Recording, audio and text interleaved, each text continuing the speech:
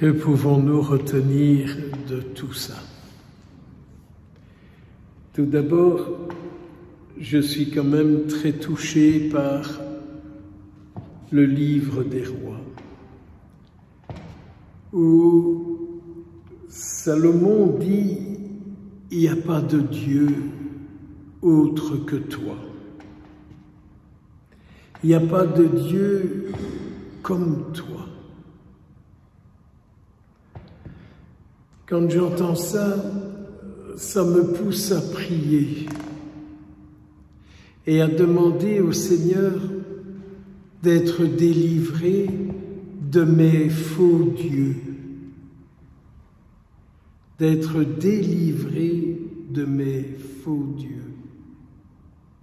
En fait, mes faux dieux, ce sont ceux que je crois qui me font du mal, mais en réalité ne peuvent pas me faire de mal. Avez-vous déjà remarqué toutes les peurs qu'on peut avoir contre des personnes, contre de la nourriture,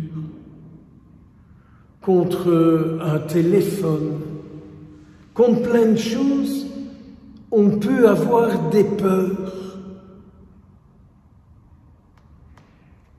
Et quand j'entends Salomon dire ça, je me dis, mais si vraiment Dieu était mon Dieu, je n'aurais peur de rien. Je n'aurais peur de rien. Alors, Seigneur, sois attentif à la prière et à la supplication de tes serviteurs.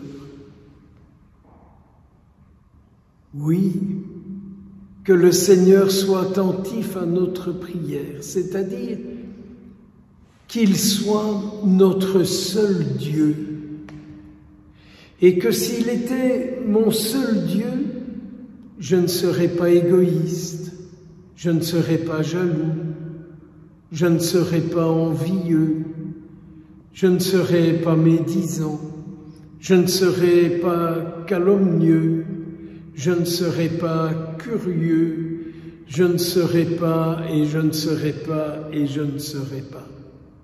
Parce que toute ma vie serait comme Dieu.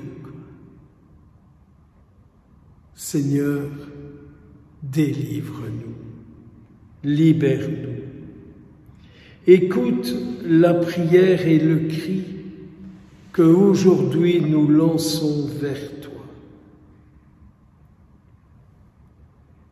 Nous avons besoin d'un grand pardon, étant donné que le pardon est une délivrance. Le pardon, nous le considérons souvent comme être en ordre. Non, je ne pense pas. Le pardon est une délivrance. Quand dans une relation conflictuelle, le pardon arrive, nous sommes délivrés et nous nous retrouvons dans nos relations. Quand le pardon m'est accordé, je ne suis plus dans la dépendance, mais je suis dans l'union à Dieu. Toi, dans les cieux où tu habites, Seigneur, écoute et pardonne. Dans la page d'Évangile, je ne pouvais m'empêcher de plaindre Jésus et de voir Jésus qui est jugé, qui est évalué par ces fameux pharisiens et tout ce monde qui est là et qui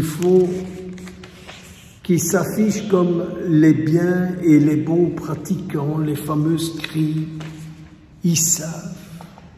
Ils savent, ils savent.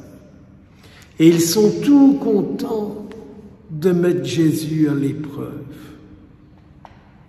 On est content, hein, quand on devient le maître de quelqu'un.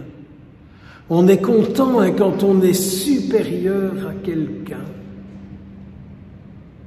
Et Jésus, c'est tout le contraire. Il élève les personnes parce qu'il les libère du poids qu'elles portent.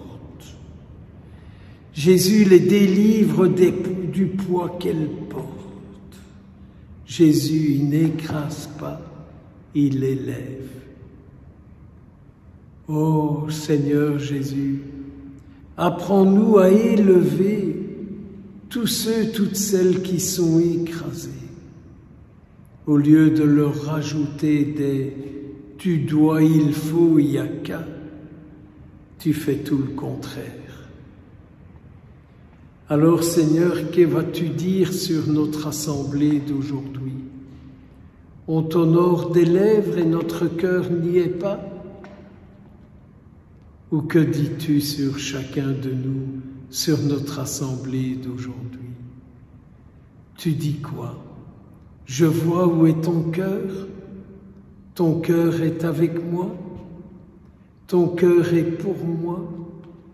Ta vie est à moi. Que dis-tu, Seigneur, sur moi, sur nous? Que dis-tu? Que penses-tu de nous? Avons-nous le souci d'aimer nos parents et de leur donner une place? Ou préférons-nous dire, comme beaucoup de gens disent aujourd'hui, ils ont eu leur vie, c'est normal que nous ayons la nôtre. Ils ont fait leur vie, nous avons à faire notre vie.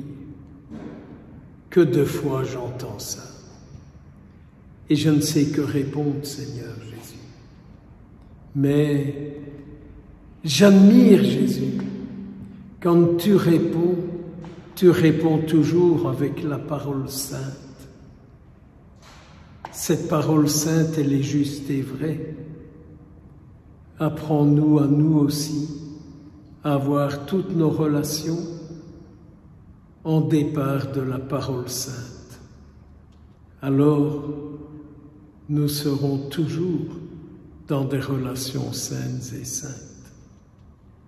Saint Paul Miki, 25 martyrs avec toi, priez pour nous, que nous soyons fidèles à notre vie avec Jésus-Christ. Bénis-nous, Seigneur, au nom du Père et du Fils et du Saint-Esprit.